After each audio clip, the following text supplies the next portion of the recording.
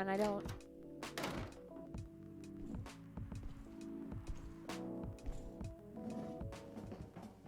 Oh! Gala! Gala!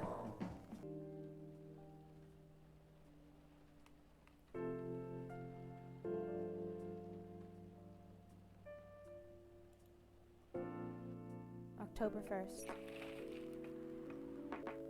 Coachella organizer reminds parents not to allow their children to attend unsupervised. Yeah. Yeah, don't send your children to a festival. Although I'm not sure. Maybe it's... Is it like a horror event? Rachel Florencia confirmed to perform at Coachella 2020. Gil Nyman and Maruki Harukami. I should have looked up what that dude wrote.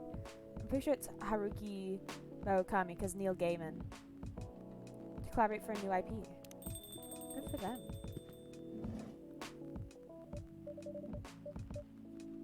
Sorry, we're not open yet. Oh, Neil, you've come very early today. Is there anything I can help you with? There's definitely something that you can do. What is it?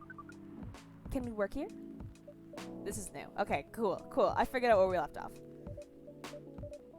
Excuse me, what? Is it possible for us to work here? Why? We have learned something precious since we first arrived here. Communication is very important on Earth, and Earthlings communicate in a very complicated way. It blows our mind to learn that you need to mix between verbal and nonverbal communication here. Yeah, but I can see that your communication skill has improved an awful lot since you arrived. That is true, but it is not enough. Some of the biggest lessons about Earthlings that we have learned, we learned them here. This made us think, instead of focusing on finding a breeding partner, we should focus on learning how to communicate with Earthlings properly. Sounds like a good strategy. That is why we asked you to allow us to work here. Because you want to interact with our customers? That is correct. I'm not sure about this. Neil, normally if you're applying for a job on Earth, you have to go through certain processes before you finally get to the job, if you get it at all. Oh. Let me think this over if you don't mind. And I'll let you know tomorrow. Oh no. We are so sorry for our spontaneity. But it has to be today. May I know why? Because we are leaving for an event tomorrow. Okay.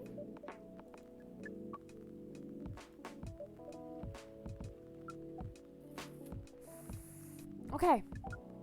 Thank you. But with one condition. You won't be making any drinks. I'll handle that. Once I'm done, you'll give the cup to the customer.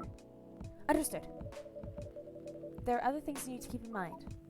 What is that? Dealing with the customers. Some people come here just to chill. They might come just for drink, work, or to read something.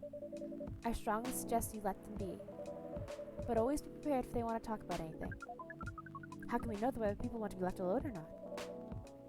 That won't be easy. But you'll be able to judge based on their body language. Nonverbal signs? Yes. That will be very hard for us. Indeed. Don't worry. I'll give you a sign. When you should start talking, or when you should stop. Thank you. We will need that so much. Well, that's basically all you need to do here. Do we need a special effort to do the job? Not really. I'll lend you an apron though, to help keep your suit clean, and to differentiate you from the customers. You don't really need more differentiation. Differentiation. God, big words. English is such a hard language. But it'll make you look more legit for the job. That is a very Earthling thing to do. It is. Alright then. Are you ready for this? We are. Okay. Let's start the night. Neil! My baby boy. I wish Neil had cheeks just so I could pinch him. You know? Like a grandma. Welcome. Holy wow. What the hell is happening? Good evening, Miss Rhea. Hey, Dot. What's going on here? Well, Neil is working here tonight. And I thought I was the one who brought bad news. I never thought this place would be ground zero for an alien invasion. It's not that. Neil's just helping out. You never look like someone who needs help. There are a few things to clarify, Miss Freya. First, our mission was never about conquering Earth. In fact, it is the other way around. Second, you want Earth to conquer you? Second, judging from the situation, we are actually the person who's getting help from the barista, not the other way around. What? We have learned some things since we arrived, and we came to a conclusion. Before starting another breeding mission, we should learn more about how Earthlings communicate. We thought this place was the best place to learn. And you just agreed to this? On one condition. I make the drinks. Neil will only be here to serve and communicate. Fair trade. What's in it for you then? What? You're helping them here. What do you get in return? Now that you mention it, if there's anything you want from us, please do not hesitate to ask. Don't mention it. Well, maybe you can be my next story. I can write an article about your work here. Freya! If I still need to write for the paper again. What happened? Oh, yeah, she said she had bad news. The chief found out. Oh. Is that why you didn't come yesterday? Yes. How did she find out? You remember my fateful meeting with the higher-up? In the elevator? Yes. The same thing happened with my chief. They met each other in the lift, and the higher-up mentioned our encounter to her. The chief called me into her office, and things went downhill from there. She realized immediately that it was the reason for my poor performance lately. She didn't like it, of course. I'm sorry to hear that. What are you going to do now? Write the goddamn novel, I guess. And after that? Hope that it sells well. If not, I don't know. We do not understand what is really happening, Miss Freya, but we feel the immense sadness and frustration you feel. How about a warm cup of drink? It is on the house. Huh? You allowed to do that? We will pay for the drink. No, it's okay. It's on the house. That was a nice thing to do, Neil. That was the best thing to do according to our senses. It was? So, what do you want to drink, Miss Freya? Your favorite. Our favorite? Anything. I trust you with the decision. Oh, hell yeah, let's go ham. Alright. What do we not have discovered? Let me look at our little brew pad. I feel like we got the most undiscovereds. Oh, we can just make a milk-based drink. We haven't made a single milk-based drink. Let's make some just heavy milk. What if we just made just a full glass of milk? Would be some awful combination. Mint milk? Mint and ginger milk. You said anything, baby. They need some milk. They need some milk. Mint ginger milk. Oh, it's Neil's little hand. You guys see that? Normally it's my hand. Oh. Here's your drink. Especially crafted by the owner of this coffee shop. Well, who else is gonna brew it? Thank you so much for this. I always wondered why a place only served hot drinks. But today I might have an idea why. Because it's dark and rainy in Seattle, like it always is. How far along are you with the novel? I can prepare the draft in a few days, I think. Now that I don't really need to care about other deadlines. And if I manage to infuse some coffee and creativity into my blood. That sounds doable. Well, there's no caffeine in that. Just milk, baby. Even without the caffeine infusion. Excuse me, Miss Freya. We have learned extensively about Earthlings' bodies. About all the races. And we do not think infusing your blood with coffee would be advisable. I'm sorry, Neil. I'm not really in the mood for this sort of conversation. It was just... Neil? Freya wasn't serious about infusing herself with coffee. Oh. We are glad to hear that, then. That was a figure of speech, Neil. Ah, we've heard about that term. It is still very hard to understand your language. It'll always be hard. Wait till you realize we have more than one language. Languages will keep on changing. Understood. At least we're here now to learn the basics of how things communicate. Imagine? Oh my god. Sorry, I'm just thinking about other planets and whether or not they would have different forms of communication, like their own different languages. as well. But then I was also thinking, like, psychic planets with, like, people with, like, psychic aliens on them. They'd only have one language. The entire planet. Because, you just communicate psychically with, like, images and stuff. You don't use words. You convey, like, emotion and stuff. That'd be cool. Whoa. They just wouldn't have a language. Probably also be incapable of speech. Of most sound. Damn. Aliens are really cool to theorize about. Alright. Miss Fair, if we may ask. Ask away. How fast do you write? Not fast enough, apparently. But do you have numbers? Numbers? How many words do you produce per day? I don't think I have the exact number, but full-time, I should be able to write between 3,000 and 5,000 words per day. That's a lot. That's raw. After that, I still need to edit it. I usually end up with about half of what I originally wrote.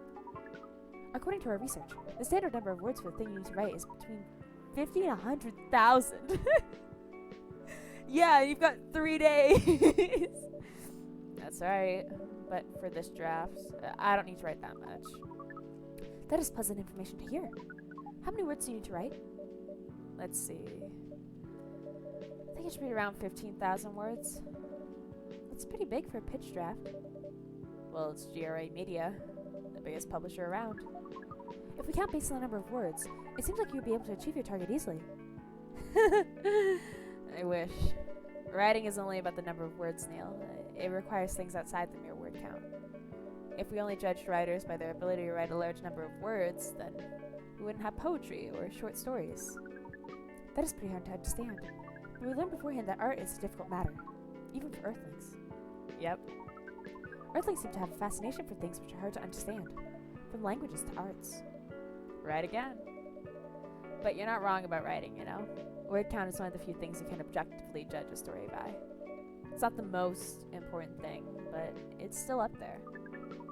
So it is still a valid parameter? Definitely. Cool. That didn't sound at all like you, Neil. I guess you really are learning something on Earth. Oh, another guest. Myrtle! Good evening, Miss Myrtle. I want to catch up on the Evening Whispers, so I don't know what the last one we read was. Yeah, okay, we're missing on 2. Let's read some stories. It was a Saturday night. Oh, this is called Loving in Silence by Freya Fatima.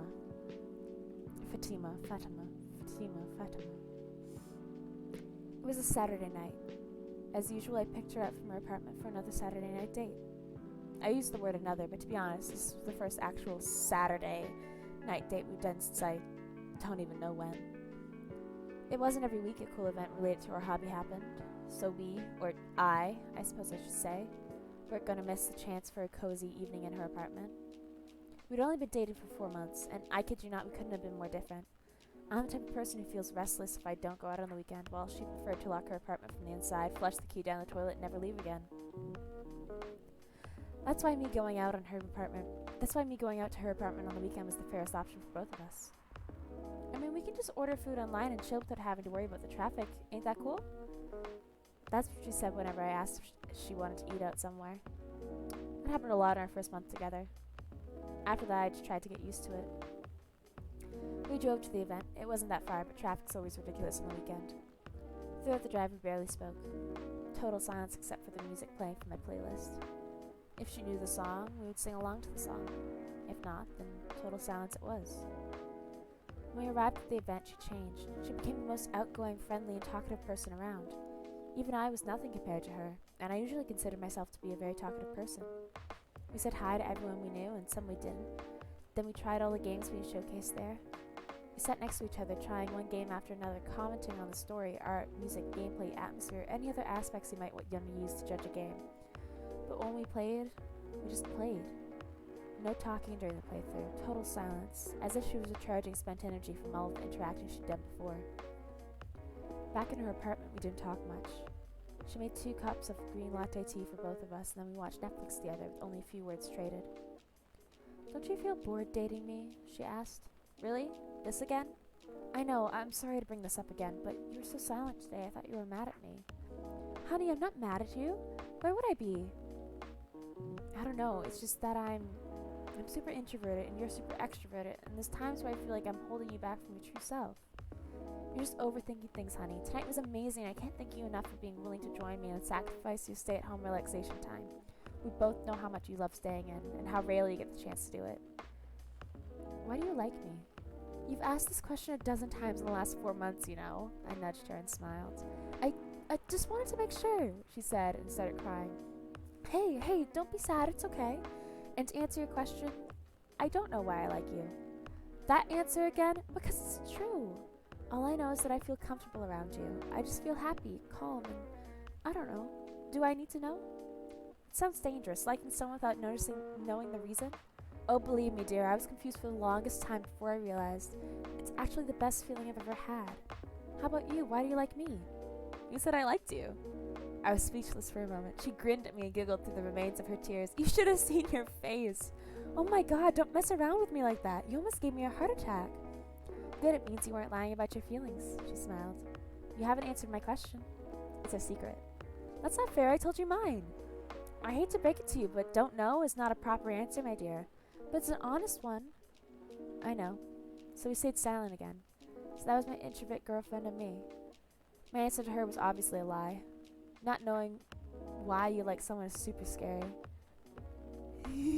I noticed you, Strawberry. I'm just trying to finish this little reading thing. Hi, Strawberry. But I never imagined being able to feel like that for anyone other than her. At least, that's how I wish things could be, I thought as I drove back home, alone in my car in total silence. Sad story a little bit. The Only Reason to Learn How to Fly by Freya Fatima. It happened again, I told her as I exhaled smoke. What? I took the train once to get here and fell in love twice. Not this again. She sighed, looking like she wanted to stab her own cigarette out of my face. I just can't help it. She said nothing. It's way easier, you know, seeing someone from afar, letting your imagination roam as you daydream about how he or she lives, ignoring the fact that what you see is not the way you really are. It's way easier. That sounds like you, Joe from You. You can't keep doing this to yourself. You need something real. I mean, this might be a stupid suggestion, but you're still using that dating app, right? Try to be more open-minded while you use it. I agree. Good. I agree that it was a stupid suggestion. She looked pissed. I couldn't blame her. It's not like this was the first time we talked about this. In fact, this conversation tends to happen around once a season. You need to stop overthinking. Go out and stop putting impossible expectations on people. You know I can't do that. I've tried. I get overexcited at any opportunity. And how's that served you so far? No, I was the one who said nothing. I'm afraid, I said. Of what? Of what will come later. I'm afraid that even if I find the right person for me, the people around me won't accept them. Whoever they are. Fuck the people around you. Another stupid suggestion. I could be jailed for that. Okay. She took a long drag of her cigarette and narrowed her eyes at me. What happened to you recently? Huh? You don't usually overthink quite this much. Something must have just happened. The truth is something did happen. Something too silly to even be discussed, but she knew me. She knew about my problems, so I told her. I watched a stand-up comedy show. Seriously? It's true, I watched one of my favorite stand-up comedians. I knew he'd recently gotten married to someone he loves, and someone I thought was very similar to him. All this time I thought he took the easy way out, finding someone who'd be quickly accepted in a family he was born in and the family he's about to make. But it turned out his journey was far from easy. There were hardships I never knew he faced, and when he talked about it, it scared me. Why? The fact that I'll have to deal with it someday. The fact that I might have to choose between... I sighed. At least when I see people on the train and imagine a life with them, those imaginary people don't create these kinds of problems. They do create a different kind of problem, though. She's right. You know, sometimes I feel like I want to go to the tallest building in the city and just jump, I said. To die? That's not to fly, you fool. Because if that really happened, all the things that are scaring me won't matter. I can fly. Why the hell would I still care about these boring everyday problems? Ain't that the dream, weirdo? She said as she lit another cigarette, leaving the discussion unresolved until it comes back around with the spring rains. Here we go, back to the main story. Good evening, Miss Myrtle.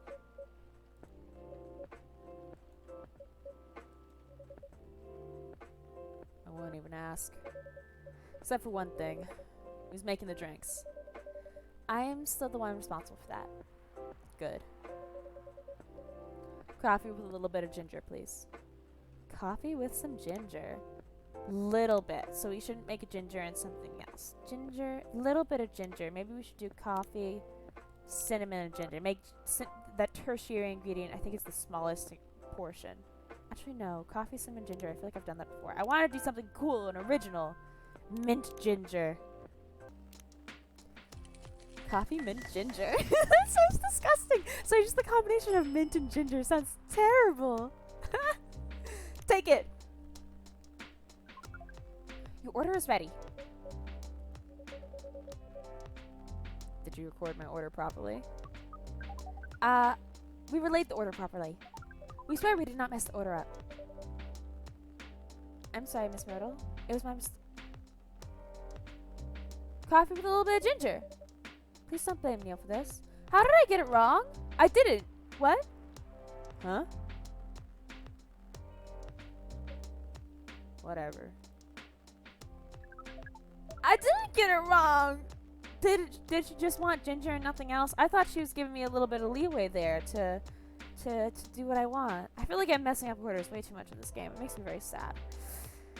What brings you here today, Miss Myrtle? Psst, Neil. Some people come to a coffee shop just to sit without being disturbed. Oh, that definitely seems to fit Miss Myrtle's business here. Actually, I'm not here to just sit without being disturbed. Actually, I'm not here to just sit without being disturbed. Ah? Are you kidding me, Aqua? You kidding me, Aqua? Your little girlfriend, Aqua? Pardon us. I was just training Neil on how to talk with the customers here. I can see that. You're still trying to get laid? Oh! No, we are not. We are tasked with learning how to Earthlings communicate with each other. Yeah, that's a step in the right direction. One suggestion, if you want to blend in with us, stop using such formal language. Learn some conjunctions.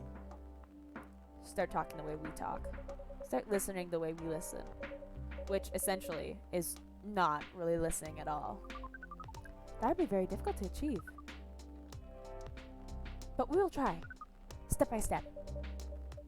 One small step for you. Might be one giant leap for your kind. That was nicely said, Miss Freya. By the way, Miss Myrtle, now that we know you are not here for your usual activities, are you here for someone then? For someone then? Yeah. Oh, is it Aqua? Uh-huh. What's the occasion? No special occasion. It's just you and Aqua! It's Aqua, we can hear her little sloshy mermaid sounds. Oh, they're sitting so close together, too. I'm sorry. I'm late. I was supposed to leave early, but... What is this? What is happening here? I already told the barista to call the cops when he said... I already told the barista to call the cops when he said he was going to breed here. Where's Dot? Miss Aqua, please relax. I'm here. Oh, you're safe. Yes, everything is fine. Okay. Please let me take a breath. Here, please drink this water.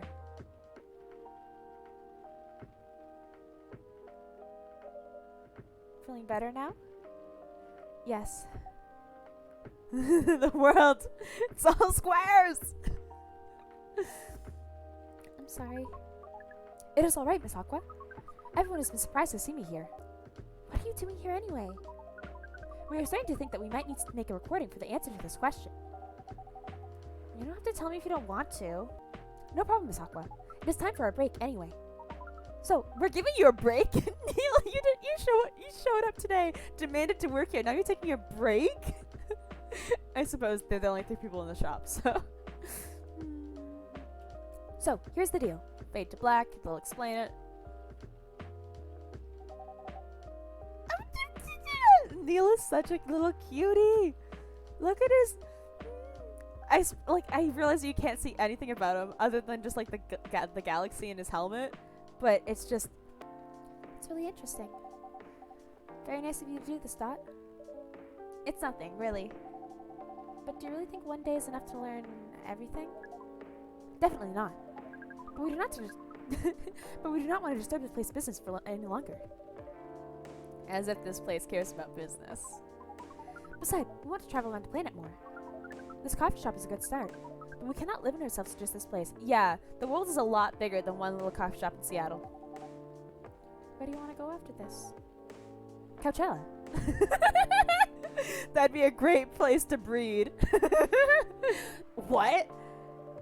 What are you gonna do at Coachella? According to our research, there are many breedings happening during Coachella. Absolutely. That is why we decided that the event will be our next target. Well, you're not wrong. But didn't you say the baby had to be born out of love? Yes, I have no recollection of them saying that. We noticed that. But we also noticed that we need to know a lot more about Earthlings, including the breeding manners. That is what we will study in Coachella. After that, we will be very ready to breed with so many female Earthlings. Oh, only the females? Okay. Is that entirely male species then? I shouldn't say this, but hell. That sounds like the best plan you've had since you got here. We know. We also surprised ourselves. But please, Miss Freya, let us stop talking about our plan. We work here today. First, let us return to our spot behind the bar. So, our discussion with Miss Myrtle was stopped abruptly. Oh yeah, forgot about that. What are you two doing together? It's nothing. We're just friends, you know?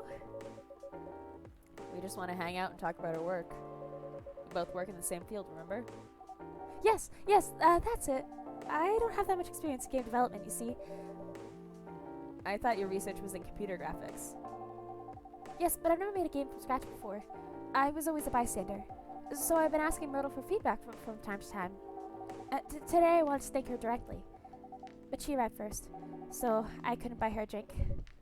Never mind that. I'd refuse it anyway. But... Wait. If you want to thank her directly, does it mean you're done with the game? Excuse me, Miss Freya. It should be your, not your. How? They're speaking out loud. He can't hear the difference between your and your.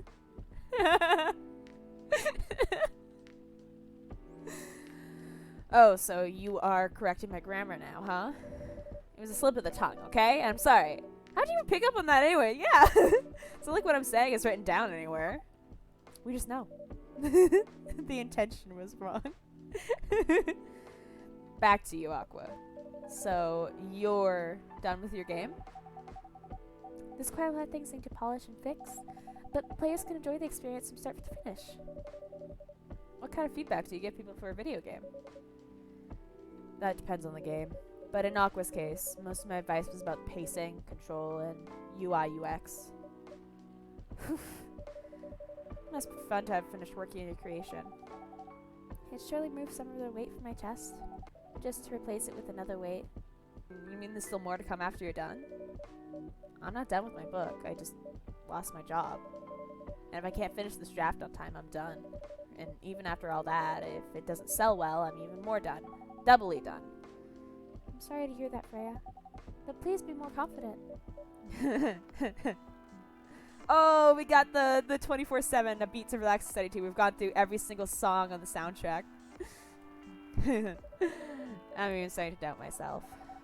I read some of your short stories, you know. After our first meeting, I subscribed to the Evening Whispers app, and then I read some of the stuff you wrote. They're really good, you know? They are really good. We've read Freya's stories. They're really good. Some of them are better than others. Yeah, some of them are better. There are a lot of different genres, and I feel like she's stronger at some genres. Just some fit the short story genre more. Like horror, you know, her sort of suspense ones, those fit the genre a lot more than some of the short romance ones. But it's still an enjoyable experience to read them. So I'm excited to check out your book once it's done. You're too kind, Aqua. What you're going through is more or less the same as what Myrtle's going through. So I'm sure you'll both be fine. Oh, is Myrtle losing her job? You don't have to talk about it in front of other people. Oh my god, I'm so sorry. I didn't mean to. It's just that sharing is caring, you know? Did Myrtle lose her job because she wanted to go to the convention with Aqua? Because she ditched her booth at the convention to go help Aquas? Okay. Thank you for helping me share with other people. I really am sorry. I know, I said thanks already, right? But you put so much emphasis on share. That's sarcasm, I know that! Ugh, Aqua. I'm sorry if it sounded that way. But yeah, I kinda get what you're dealing with. Although it's a bit different with me. What's your problem? What's your problem? Overall, in general. You. What's your problem? Burnout. Oh yeah, the video game industry is rife with that. I've been working on something for 2 years straight, but no one outside the office knows about it. And those who do don't seem to appreciate it at all. I thought Full Metal Conflict had a new game every 2 years. Yeah. I don't really work on them. Not directly. So what do you work on? A secret project. I'll tell you under friend NDA, okay? Friend DA. Alright. I'm not with the paper anymore anyways. I'm part of a special team. My mommy said that I was a special boy. We're tasked with making a breakthrough in the studio. We need to be able to make a prototype for a new IP. Or, worst case, another FMC game in a different genre. Isn't that a dream job for some people? That's what I thought, at first. You're a writer, right? Imagine being a writer, but you can't publish anything you write. For years. That doesn't sound like a pleasant situation at all. Yeah, not being able to talk about your work, it's kind of sad. My team has been making pitches. Dozens of them, hundreds, thousands. Out of all those countless pitches, only a handful got approved for prototyping. And so far, none of the prototypes have been approved. Ouch. There's only 7 of us on the team. The 7 samurai. That's what they said. So you haven't released anything for the last 2 years? Sometimes. Our team works to support others. When they're going through a crunch cycle, they need to hit an almost impossible target, we jump in. No wonder you folks were considered the 7 samurai. I guess, yeah. By the way, Myrtle, I just realized. What? Usually developers get their vacation time after finishing a project, right? More or less, yeah. When was the last time you had a vacation? Before I joined this company, I guess. That's like 4 years ago! Uh-huh. Dude, no wonder you're so burned out. Oh, Aqua's so pissed! Yes, that's why! You need a vacation! But I can't just take one. You can! In fact, you will do it tomorrow. But tomorrow is... I'm not done yet! You will take tomorrow, the day after, and another day after off. But where should I go? Don't worry. I'll take care of that. You will? I'm going with you for this long weekend / vacation. What about MAX West? That's not this weekend. Forget about it for now. Hey. Hey. Okay. Hot girl wants me to take a little nice weekend vacation. Have it be a surprise. But I can't do it tomorrow. How about starting Friday? It's still a long weekend getaway, right? Alright. Oh, I'm so excited! Wow, Aqua. You look like a different person. Really? I'm sorry. Don't be. Okay, it's settled then. I need to go home now and prepare for our getaway. Come with you. To my apartment? No, we'll walk together to the bus stop, just like last time. Oh. Okay then. Everyone, see you next week, okay? Have fun. Take care out there. May you find joy during your vacation. I forgot Neil was here. Okay, see you folks later. Bye, Myrtle. Myrtle the turtle. She's so slow. Vacation, huh? You definitely need one, Freya. I know. But not now. I've got to finish this draft first. As we've said before, you can do it, Miss Freya. Thanks, Neil. Anyway, you gonna close anytime soon? Depends. Why? I'm in the mood for some writing. Then please, take your time. You sure? Do you want another drink to be going on with? Still in the house. I definitely won't say no. Lamenthal! Lamenthal! Sour and cool with a hint of home. That's gotta be... what is it? Mint, milk, lemon, and mint. Friday, October 2nd, 2020. The Evening Whispers is with the people for stricter gun laws. Hell yeah! New healthier fury sedative might be available sooner. Good, good. Action video game Rising Hell blamed for violence in school. No, it should not be. Game Theory's got a very good video on it. I quoted someone on that. Oh, I was fully, guys, I was in a social psychology class last semester, and we did talk about video games in correlation with violence. And I fully sent my professor an email. It's like, you should check out this video. There was a couple people that were like, video games are making people, you know, act out like this. And then there's a couple people that's like, no correlation. No. And so I sent the game theory video on it, because I really do love that game theory video. It's very well researched. It makes a lot of very good points. Welcome. Bailey's! Good evening, Mrs. Bailey's. Evening. Am I the first customer tonight? You are. That's new. What do you want? You gonna sit there? Hi. Freya's not here? She said she's coming later tonight. Got something to do with meeting some fellow writers friends? Why not do it here? It's a favorite place, right? Her friends have visited this place from time to time, just not as much as her. Writers gathering, huh? I wonder what writers talk about when they're hanging out. I've known them for some years now. She has this habit, you know? If she said they're friends, it means they're just hanging out normally. But if she said they were writer friends, they're probably talking about work. Either giving each other feedback on their latest drafts or sharing and validating ideas. Interesting. They even use code words for meeting up. Oh, it's not like that. She doesn't even realize that's what she says. I just picked up on it. That's even more interesting. Are you always so observant? It's part of the job. Why is that? People come here every day. Some of them aren't as talkative as others, but their body language can be loud and clear. It can tell you a lot of things, whether they need a friendly ear or just want to be alone. It applies to what they're ordering as well. Because, you know, sometimes what people want is not what they need. Can't always get what you want, but if you try sometime, you'll find you get what you need. Oh, is that a Journey song? That's deeper than I would have thought. So what are you reading from me now? I won't say. Why? That would break the charm. The hell was that? I guess I could say this much. Whatever I say or do to our customers, it's always related to what I'm getting from the body language. Including our interaction now. Yeah. Now I see where you didn't want to share. Even that was enough to make me feel like I'm naked in front of you. By the way, you here to meet Lua? Are you here to meet Lua? Because that's my intuition, is you're here to meet and talk things through with Lua. Haven't ordered anything. What are you having tonight? Hot chocolate.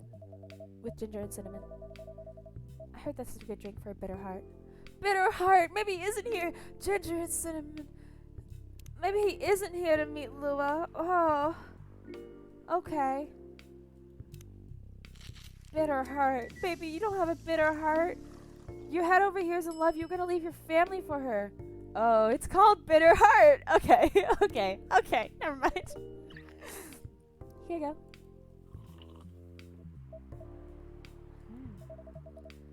You're a pretty romantic person, huh?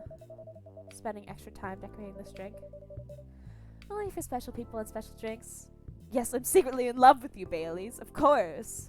No, you're not my main love interest, Baileys. Honestly, you're probably way down the list. We kind of have a bad first impression. You sort of look very fuckboyish. You know? A little bit douchey. I think it's the way that he sort of like looks down like that. Say Dot. Tell me about yourself. Are you hitting on me? What do you want to know? Anything. How old are you? Old enough to open a coffee shop. Oh man. I guess I should say sorry for asking that. It's alright. But that's the only answer I can give. Now you make me wonder. What should I ask next? He's being so flirtatious. He's being so flirtatious. Oh, Freya. Oh, Freya, did you stay up all night writing? Or did you just get some bad feedback on your drafts? Hello, everyone.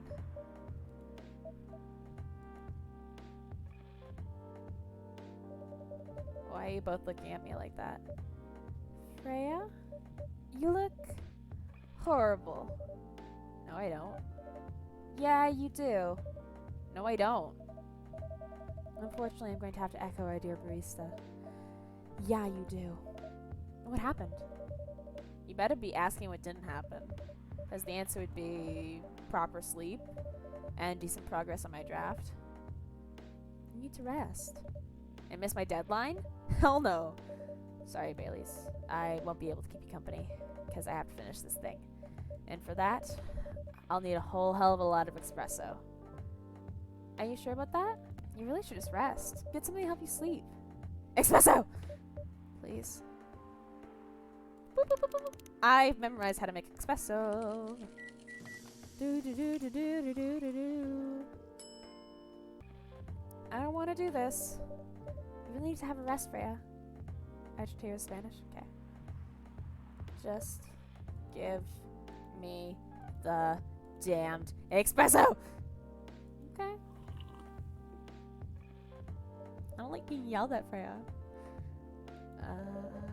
This will keep me from falling asleep. Ugh. How's the meeting? It was pretty good. I got a lot of good advice, but that also means things, and not a small number of them, mind you, need to be rewritten. Oh. Oh. It's not that bad. Rewriting is part of the process. It's just... I'm going to my usual corner. Thanks for your coffee. I might make it through the night. Thanks to I fully thought that she was making incomprehensible sentences, but just because I can't properly read. Thanks to your coffee, I might make it through the night. She looks horrible. She does. But don't worry about her. She'll finish it. This isn't the first time she's acted like this? No. But this time the stakes are pretty high. So, what brings you here today? I'm not even sure myself. I had no plan tonight, and this place just came to mind. Out of the blue. I'll have to thank your subconscious then. I guess you should. Oh, today is the night of Coachella.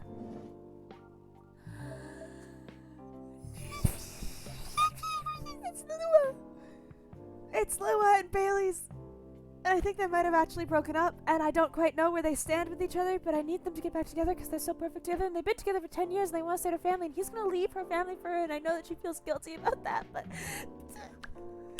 smush! Smush them together! Please! Gasper's right.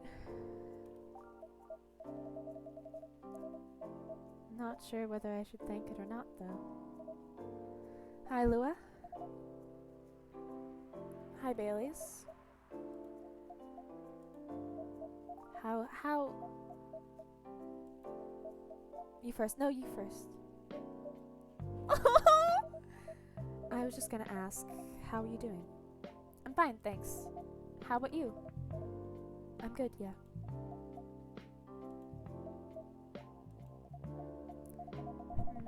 I think I need to order something first.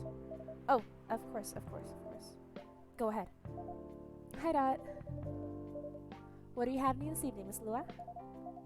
Gingerbread coffee, please? Gingerbread coffee should be ginger and cinnamon, right? Do we have a recipe for that? Here's the coffee. Of course we don't have a fucking recipe for that. Okay. This should be it. Here it is. Thank you. My grandma used to make this drink for me. It reminds me so much of her. It reminds me of when I was growing up. They're making eyes at each other with my family. Because family's the big issue between them. How's work? It's going pretty okay. You? I'm not taking on any new jobs at the moment. Because, well, you know. Yeah. I get it. You have enough in your savings, right?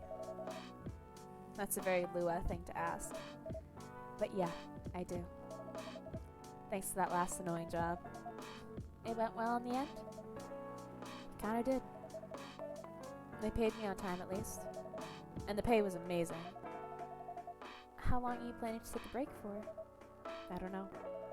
Until my problems are settled, I guess. And what problems are those? You, Lua. My problem is you. My problem is you, Lua! I'll tell you this, but don't tell anyone, okay? Not even Dot, who's standing in front of us? Not even Dot. Okay?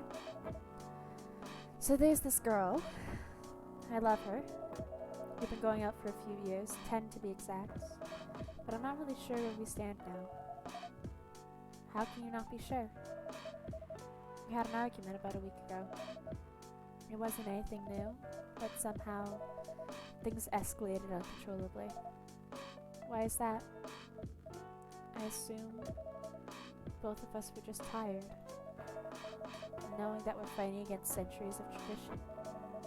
We haven't really talked since our last fight. Leaving things unresolved is not a good idea, but I can't bring myself to start the conversation. Why? Even I'm not sure about that. Pride, maybe? Or tiredness. But knowing that chances are we won't be able to find the best solution for everyone anyway. Baileys, I have a question. Go ahead. What do you think she's feeling right now? To be honest, I don't know. She's not like me, that's for sure. Thankfully. Why? At least it won't affect her professional life that much. I'm glad I'm a freelancer. It means I can just take a break from work without so many problems. I'm not as professional as her, you see. I think you're wrong. Really? If I were her, I'd find it difficult to live life as usual.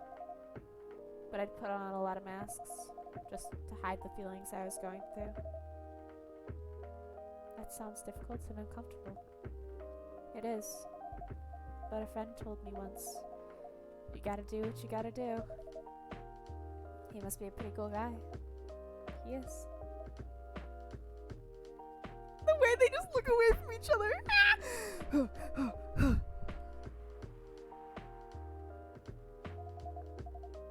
What's next for us, Baileys?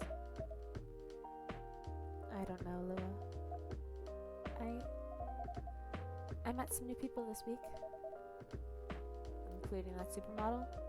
You knew? That girl in the corner told me. Yeah, including that supermodel. And how does that make you feel? Like a fool? What? You said a lot of things that I've been trying to avoid thinking about. A lot of truths. He's a bit like you know. Attitude-wise. You'd get along with him. Doubt it. Opposites attract, but similarity breeds contempt. Ever heard that before? A lot. From a certain hipster elf. And after listening to that guy, what's your stance on, you know, us? I'm not sure, Baileys. What about you, yourself? Had any similar experiences this week? I have, in fact. You met a vampire, and I met a werewolf. What are the odds? What are the odds indeed? The odds are you come to this exact coffee shop. The odds are you like this coffee shop. So you come here where we also have two other frequent customers who happen to be a vampire and a werewolf, and you guys like to chat at this coffee shop with strangers. So the odds are pretty high that you would meet them. What did your werewolf say? Not much, to be honest. But he made a good point about the importance of family. Baileys. I know I've been stubborn about you wanting me to make peace with my family.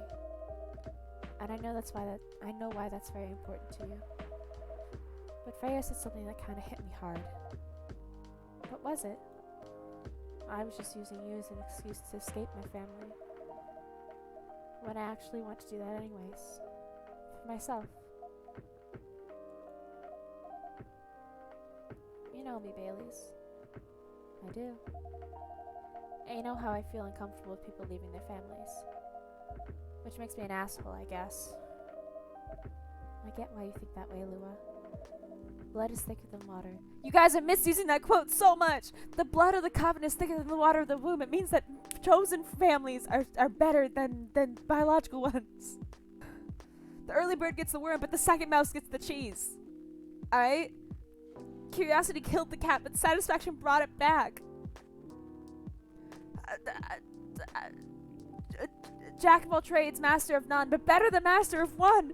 You gotta complete these things. They mean the opposite of whatever you think they mean. What should we do? Lua.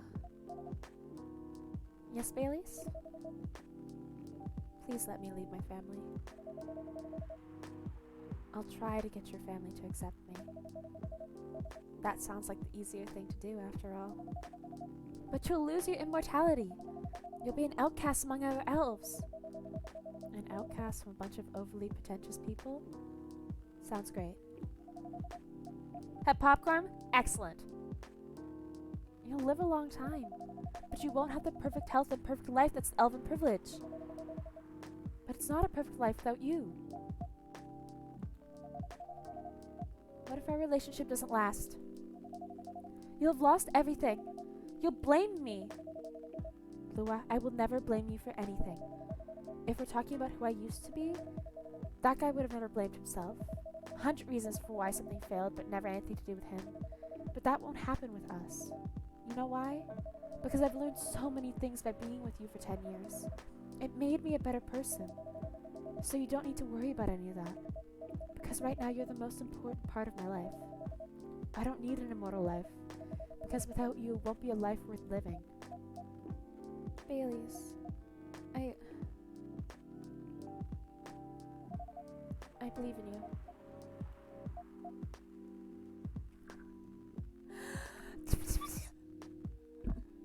Smoochie? Did they kiss or did they just move closer together? Lua. Baileys. Feel like we're living in a soap opera. It seems so. So what's our plan? Tomorrow's Saturday. Are we going on a date? I'm going to my parents' place. Oh. You're coming with me. And I want you to come with me. What? That's so sudden. Did you already have plans for tomorrow? We've been dating for 10 years and you've never met them? I don't think that's sudden. Yay! They get back together! They get back together! Well, no. It's just... I'm not prepared to meet them. You'll be fine. You don't want to tell them about this first? It'll be alright. Well, they never forbade you from dating other races. They're not big fans of elves, that much is true. But you can prove them wrong. Okay, this could be a good first step. It is. It's set then. I don't know what will happen tomorrow, but we can think about it. And anything else. Later. I'm with you on that. So, does that mean you don't mind me? I had my doubts, but now I'm sure. I can trust you. Lua, thank you. Are you still staying at Ferran's house? Yeah. You're staying with me tonight. Huh? What about your roommate? She's away for the weekend. Taking a long weekend getaway until Sunday night. Is Lua roommates with Myrtle or Aqua? These people all know each other? Fate is on our side, it seems.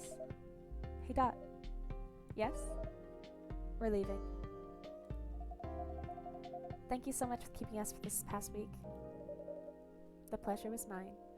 I think they're gonna leave and the night's gonna end, so let's get the story for today out of the way, the Evening Whisper. Happily Ever After, Ever After, Ever After, Part 1 by Freya Fatima. This is a long one. Settle in. Do I want to grow old with you? No, I don't want to do that. But do I want to be with you? Here in this moment, stuck in eternal limbo and an infinite loop of this exact hour forever? Hell yeah, I do. That's probably the last time Romeo remembers having a really meaningful conversation with Juliet. But let's not get too far ahead of ourselves, dear readers. Just like any other story, this one also has a beginning, and it begins with an introduction. Romeo is a young man of 20. He comes from a quite conservative, but not yet out-of-touch family. In other words, they're just like almost every other family in the world. He hates the name his parents gave him, and he hates it even more knowing that his life so far is fulfilling all the cliches of his fictional namesakes. Falling in love with a girl named Juliet is really just icing on the cliched cake. Juliet is a young woman of 20. She also comes from a quite conservative, but not yet out-of-touch family. In other words, they're also just like almost every other family in the world. She loves the name her parents gave her, although she hates the fact that her life so far is fulfilling half the cliches of her fictional namesakes. Falling in love with a boy named Romeo is unfortunate, but she has no plans to die stupidly over it. Both of them study at the same university, and they're definitely not the type of people who naturally choose to be friends. Fate, however, in the form of a hip young lecturer with an over-enthusiasm for assigning group projects and an unfortunate sense of humor, is what brings them together. A simple group assignment is what introduces our young Romeo and Juliet to each other. Even after their first fated meeting, and the many, many more meetings required to finish the assignment, there's no sign that Romeo means anything more to Juliet than a friendly acquaintance she spent a lot of time in the library with, nor honestly does she mean much more to him. In fact, after she made an ill-judged joke about the literary elephant in the room, she probably means significantly less. But as time goes on, and the group assignments keep coming without lecturer ever assigning new partners. Oh, that'd be hell.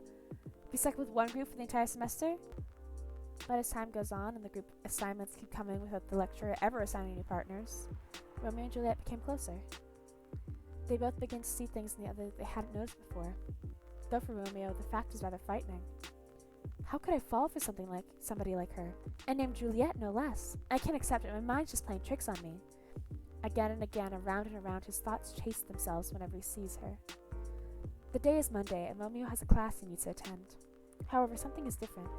Normally a relatively anxious fellow, he finds going to class requires a lot of willpower. Today, however, he finds himself hurrying to get there. He knows why, of course, but he refuses to admit it to himself quite yet. The first thing Romeo does when he opens the door is to look at a specific table, the table where Juliet always sits. To his unacknowledged disappointment, the table is empty. Fuck, mutters Romeo underneath his breath. He doesn't curse because Juliet is not there, of course. Rather, he curses because noticing this was the first thing he did upon entering the room. After sitting in his usual place, Romeo reopens his book and begins reading. Every time someone opens the door, Romeo turns immediately to look and quietly whispers a curse. Again, he is not cursing because he's disappointed it's not Juliet who enters. He is cursing because he turned to look. A few minutes before class begins, Juliet finally arrives, announcing herself and her friend with a braying laugh as she does so. The sound used to be one of the most annoying sounds in the world, at least as far as Romeo was concerned, but today it brings a small smile to his face. Fuck. Romeo curses again, after he realizes he just smiled at the sound. Is Romeo in love? He probably is, but he doesn't want to admit that. Falling in love with Juliet is dangerous, extremely dangerous. They come from completely different backgrounds. They have different skin colors and they worship different gods. He has no problem with interracial relationships, of course he doesn't. But he never expected it to happen to him. This simply will not do. I need to talk to you. Romeo looks up. Juliet is standing over his table.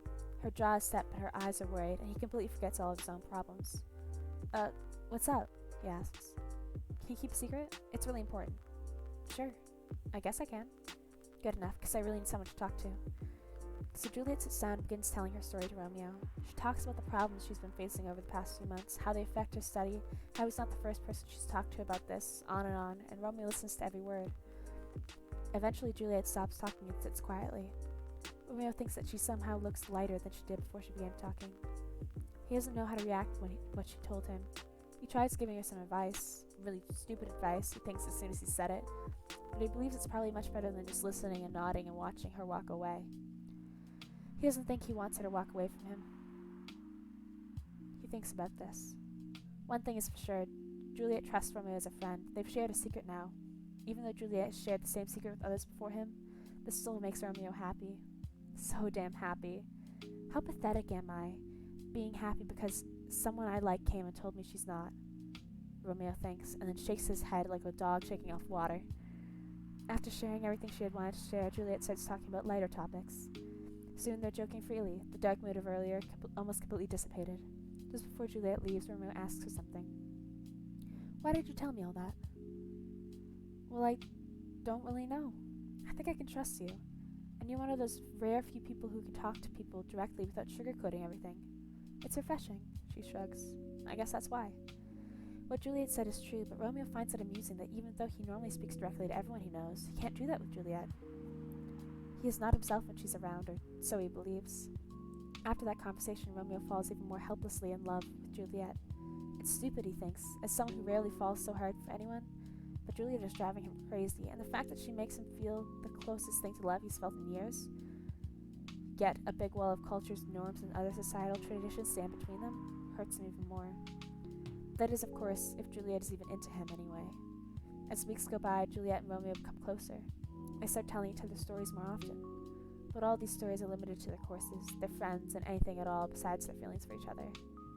She's not into me, she's just an extrovert. She's friendly with everyone, Romeo keeps thinking. And it's when he's thinking about that suddenly Juliet comes and sits at his table. So you said you want to tell me something. It's true, he has already sent a message to Juliet telling her he wanted to talk about something. Oh, wow, diving straight in. It's nothing all that important, actually, says Romeo. Come on, it's not like you'd be so indirect about things. What's wrong with you, boyo?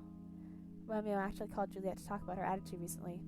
She's been weird, at least in Romeo's eyes. It feels like she's getting further away, removing herself from many student activities she'd usually partake in. Juliet answers all his questions. All his thoughts and concerns about how she seems to be removing herself from all the other side activities she manages to easily shrug off and explain. Maybe it's just me. Maybe I'm obsessing over every single thing she does, thinks Romeo, while a pit opens up in his gut at the thought. Is that all? Anything else you want to say? She questions him. Fair is fair, after all. Do you know that I used to like you? The words come out of Romeo's mouth out of the blue. He's horrified, even if he recognizes that it's a lie. He still likes her now.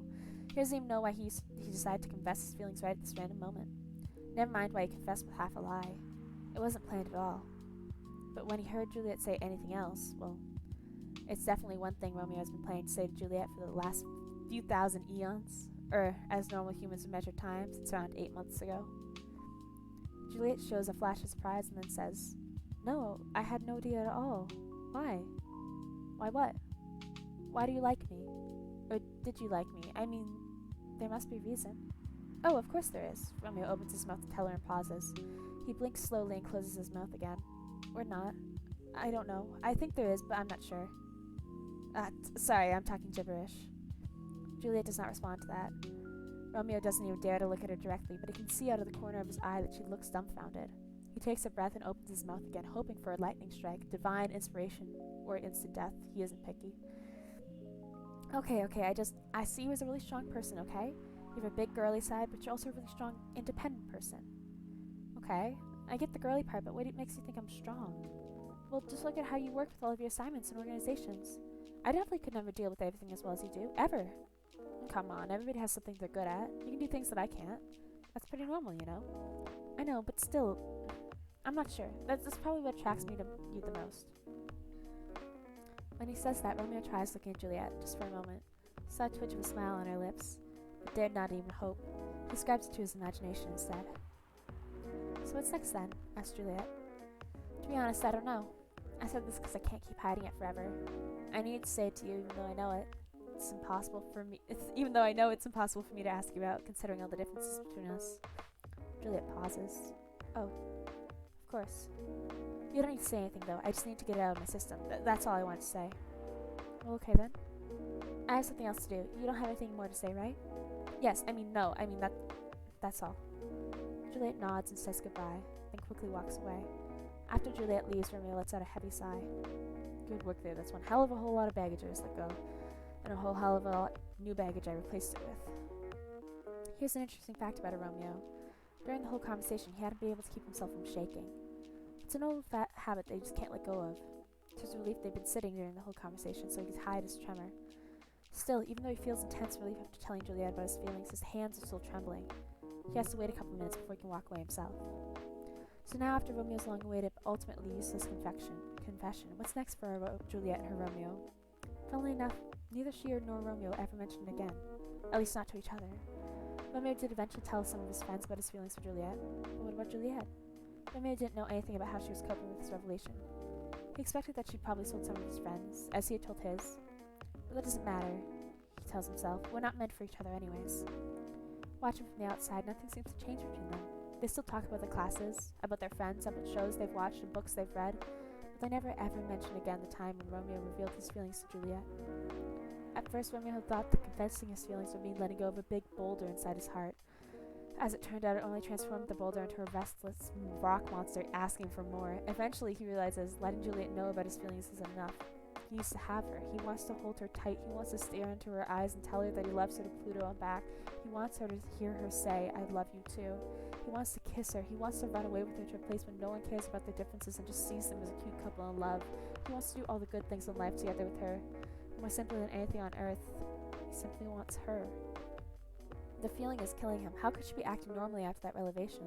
Does it mean his feelings mean nothing to her at all? The peak of his emotion comes one day when our hero is falling asleep. Suddenly his body is drenched in sweat, his heart beats too fast, and his thoughts only run to one thing, Juliet. He wants nothing so prosaic. He needs Juliet. He doesn't care about anything else, about the traditions, about their families, about anything.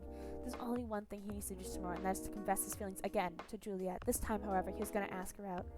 If she feels the same way, he will ask her just to give it a try and fight the world together. He resolves that he's going to take a leap of faith, and that will be the first thing he does the next time they meet.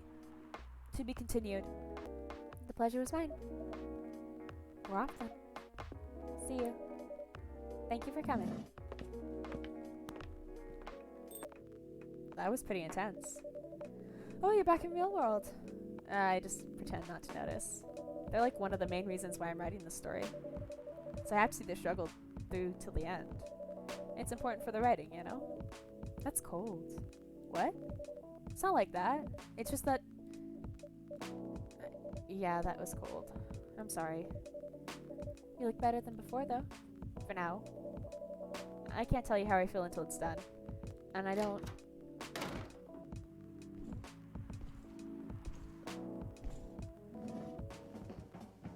Oh! Gala! Gala! Do I get a chance? Do I get one more chance to make another? Gala, baby boy!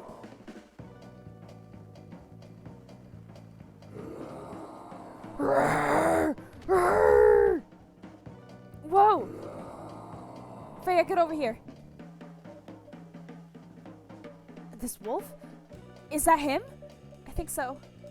Welcome, sir. Are you crazy?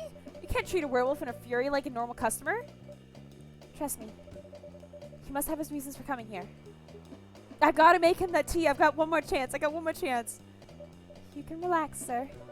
Do you need anything? Something to calm you down, maybe? Okay. We can either try... so it has to be tea and ginger. We know those are two of the ingredients. We can either try tea, ginger, honey, or tea, ginger, cinnamon. Okay, those are the only two combinations left. Okay? Thoughts? I wanna outsource this, so if we're wrong, then we can fail together. I need Gala to be okay.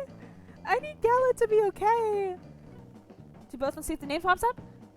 Oh! No, that's genius! Tea, ginger, honey, tea, ginger, cinnamon. That's a masala chai. Okay. I have plenty of trashes left today. So that's good that I didn't use them up earlier. I love the music, though. Oh, I can't even look at my phone. I pull up my phone and he just screams at me. I'm gonna go like this.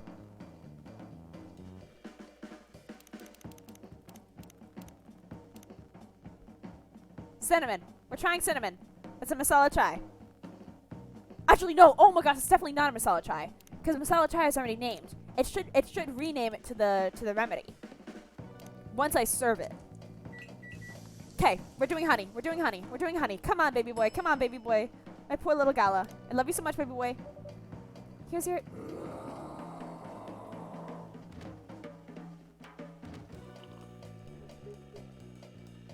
calm down, baby boy. Calm down, baby boy. Calm down, baby boy. No! No! Do we get to try again? Give me one more try. Give me one more try. No! Don't leave, baby boy.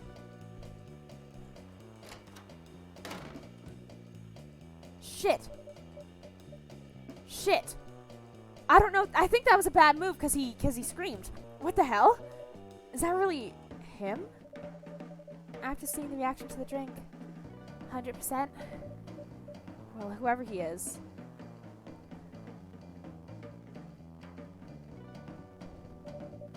This place survived.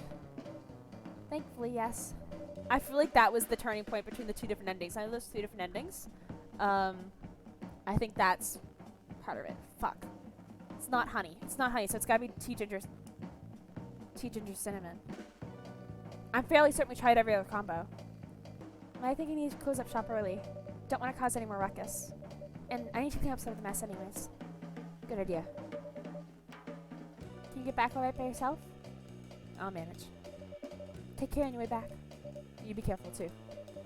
See you tomorrow. See you. That leaves such a bad feeling in my gut. Something bad's gonna happen to him. This is gonna be like use of lethal force or something. Jahe Tubruk. Ginger presides over the ground coffee at the bottom of his cup, originally from Indonesia. Ooh, interesting. Weird Design Company criticized for unfair depictions of werewolf in their latest box hit. Coachella 2020 do's and don'ts. Atlantic ambassador talks with FIRV regarding immigration. Equivalent of ice. I still think that's a very genius little nod that they did for the ice. Friar, welcome. Oh, Freya. Good evening, Freya. Oh. Hi. When was the last time you slept?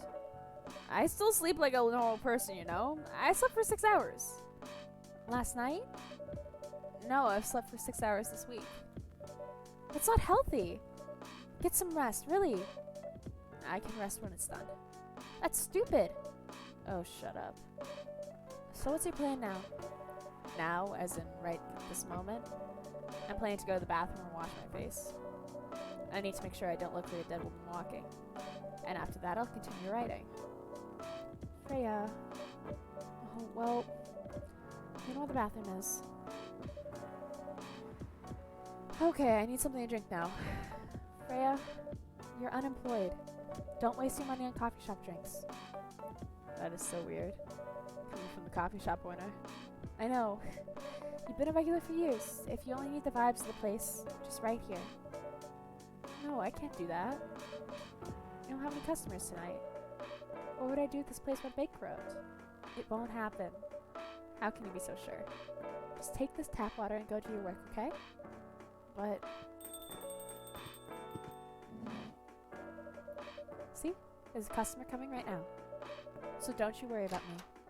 Mr. Gala.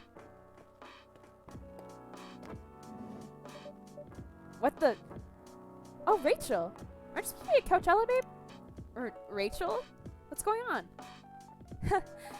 What else? Your father? Of course. What the hell was he thinking? Coming backstage at Coachella? Just to get in an argument with my manager? Huh? And before we continue, Dot, a cafe latte, please. How do you make a cafe latte? Oh, coffee, milk. Cool. Boom. She didn't put the accent aigu on the thing and she missed an F, but that's alright. Latte art! Oh, babes. Let's make some latte art. There we go. Have this, Rachel. The cafe latte is ready. Thanks. How do you manage to get backstage? He told security he was my father, and he messaged me about coming beforehand. Said he was just gonna wish me luck. So I told them to let him in, of course. He's still my father. Things were nice at first. Then my manager came and... I don't know why he hates him so much. It's showbiz. I'm mature enough to know what's good or bad for me. You're not, baby. You're 18. What happened after that? Mr. Lester told the security guards to kick him out. He's still allowed in the festival area. I saw him in the crowd. Did the concert go well, at least? Oh, yeah. Other than the arguments backstage, everything was great. I was the first one to play on the main stage. Usually no one pays much attention to whoever's on first, but there were thousands of people in the audience during my session. Nice. So you don't need to be at the event anymore after this? Not really. I did my stage time. Then there was this press conference after my show. After show press conference? Yeah, the pre-show was done yesterday. Today was a small one. There were almost a dozen journalists who wanted to interview me. So we decided to just do a mini conference. Good for you. You're totally back in the game, huh? I guess I am. Thanks to Mr. Lester. I would say it's because of you. But your manager's probably worked some of his influence too. So why are you here? Because of Dad, of course. I told him to come here this evening. We really need to set things straight. He needs to stop messing with my manager so much. And because this evening is the only time we can meet, I can't go to the party Mr. Lester is hosting. What party? He's hosting a party for the VIPs and artists he manages at a club in Belltown. Is it okay for you to go to the party without a guardian? I'm 18, remember? I'm an adult. Yeah, but you can only enter some clubs if you're 21. Not this time. Because Mr. Lester's my manager and it's his party. I'm not sure about that. It's true. No, I know you can do that by using his name, but I don't think he should do that with you. Why? I'm an adult. No, you're not, Rachel. Have you ever been to one of Lester's parties? Well, no. You have? Not personally. I've heard stories. What stories? He knows how to party. That's good then. That's not necessarily a good thing, knowing how to party. It might mean something else entirely. I don't know what you're talking about. You'll find out. Especially if you keep Lester on as your manager. Personally, I don't mind wild parties, but inviting an underage person to his party? That might be a step too far. Huh? Oh, did Henry get attacked by Gala? Please no, please no. Or did Lester beat him up? That's Henry in his cat form. What the hell? Oh no, Dad! What? Rachel, is that Mr. Henry? Yes. Dad, what happened? Doc, can you get a cup of milk for him, please? Just milk? Just milk. Meow. Milk.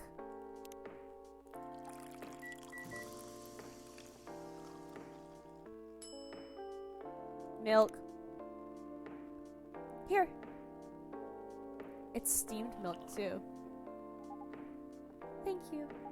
Dad, please hold on. Can someone help me call an ambulance, please? Okay. Let me call them. Thank you. Where are they? On the way. Hang on, Pops. This is taking forever. Oh, because the hospital administrator, something bad's happened to the hospital administrator. It was Gala. Gala's the hospital administrator, and because we didn't get them the right tea, something's happened to him, and he might have done this to Henry, which means he might be arrested or dead, and it's just sweet. Je suis pale, je suis afraid, je suis afraid. This is taking forever.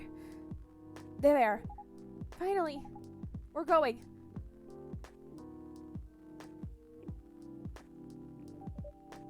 Oh boy. That was really something, huh? Yeah. 2 days in a row. An emergency at your place.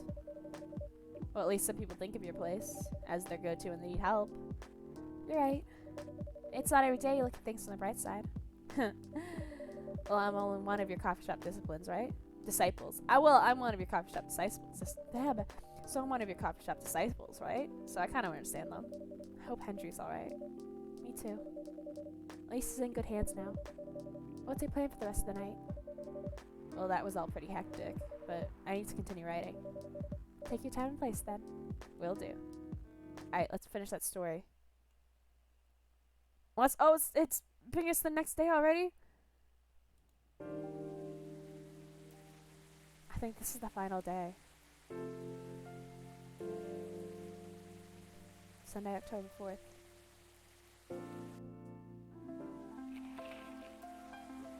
Police raid on private Coachella after party is biggest drug and sex related bust of the year. That's Lester's. Fight broke out during Coachella. Culprits in police custody. Despite the arrest, Coachella will go on.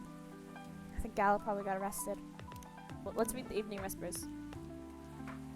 Okay, part 2 and 3 of Happily Ever After, Ever After, Ever After. Alright, see? Alright? It doesn't happen the next time Romeo and Juliet meet. When Romeo sees her, he knows something isn't right. After that, each time he sees her, he feels uncomfortable. Almost afraid. Our hero isn't scared of much, but he can't explain how she makes him feel. As though she's surrounded by a fierce, powerful aura that keeps him from approaching. It takes a few days for whatever it is to fade. When the sense of danger finally eases up, Romeo finds he has the courage to approach her. Cunningly, he waits until the end of a night class when both of them are ready to go home. Hey Jules, are you heading back? Let me drive you home. No, it's fine. I'll just call an Uber. I have some things to tell you, though. Her expression quickly changes to one Romeo's never seen before. An uncomfortable looking mixture between happy, sad, and angry. He finds he doesn't know what to call it. She peers at him. What's it about? It's about, the thing I told you a few months ago. The slight smile he saw when she first confessed her feeling to return to her face. Okay, let's go for a drive. I know a good place to talk. Juliet, my words are, Juliet directs Romeo sporadically, and they chat normally to fill the intervening time until they reach what she reveals to be their destination. A large, dark, empty park. Huh. I didn't know there was a park around here. You know nothing, Romeo. You what? You said you don't read or watch Game of Thrones. She side-eyes him. It's all over the internet, my dude. Good point. Well made. Our heroes climb over the locked gate and meander slowly along the path until they find a bench, and an unspoken decision has them both sit down at the same time. By this point, it's close to midnight.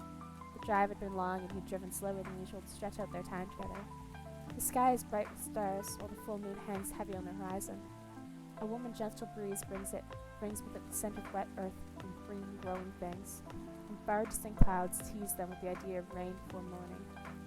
It is, Romeo feels, perfect, as though God has created it especially for them at this moment. So, says Juliet, lowering her eyes from the milky splash of stars above them to meet his eyes. What do you want to talk to me about? And Romeo thinks, what the hell? And jumps right in. I told you I liked you, did you remember? Yes. It was a lie. Her eyes narrow. What do you mean? Oh, careful too, Romeo. You should not play with a woman's heart. I still like you. I never stopped liking you. And every day I like you more and more, and I don't think I can go another day without telling you how I feel. Oh, I know. His jaw snaps shut and he blinks rapidly. It's not what he thought she would say. What? Is it that obvious? No, but it was kind of easy to guess. Okay, so there's that. And? You know, when I first told you how I felt, I thought it would help me clear my head. I wanted it to, but since then it's haunted me. Why did I want that? I think of you and I want to see you. I could see you when I want to talk to you.